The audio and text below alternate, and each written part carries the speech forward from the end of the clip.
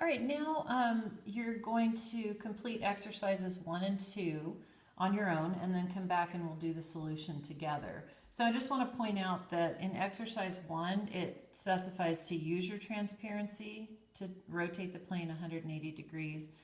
And in exercise 2, it says don't use your transparency to figure out what the rotation of a point is. So go ahead and work on those. You're going to use the fact that a point and the center of rotation and the rotated point are all going to lie on the same line. Okay, so pause the video, come back, and we'll solve those together.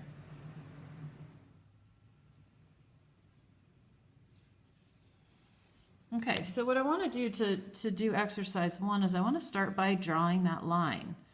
Drawing that line from the point through the origin and beyond, okay, like so. So I know that when I rotate this point, the point will end up on that line. So I'm going to rotate just that far. So I'm going to mark, I use my overhead on this one, mark my center of rotation and mark the point to -4. I'm going to rotate 180 degrees until that point matches up to the line.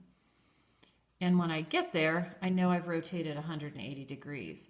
So the coordinates of my new point are the coordinates of this point, which would be -2, +4. So I can mark that right here. -2, +4. So my final statement here would be that rotation O of 2, -4 is the point -2, +4. Okay, so in this next exercise, exercise 2, we're given the point again. The center of rotation is the origin. I'm going to still draw my line through the point and the origin and beyond. So I know that the rotation is going to lie on this point.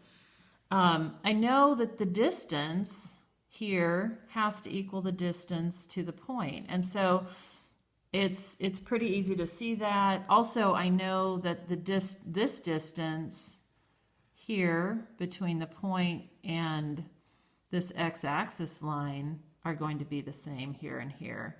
So it becomes really clear how to find the coordinates of this point just by looking at these distances in this triangle here. So there's a lot you can do. There's a lot of geometry going on here. So I don't want you to just memorize this rule here. I want you to understand why it works. So the rotation around the origin of -3, 5 is equal to 3, -5. Okay, so that's exercise 1 and 2.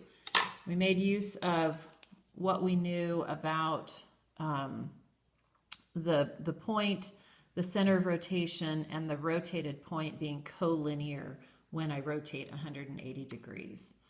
All right, so now I'm going to have you look at exercise 3 and 4.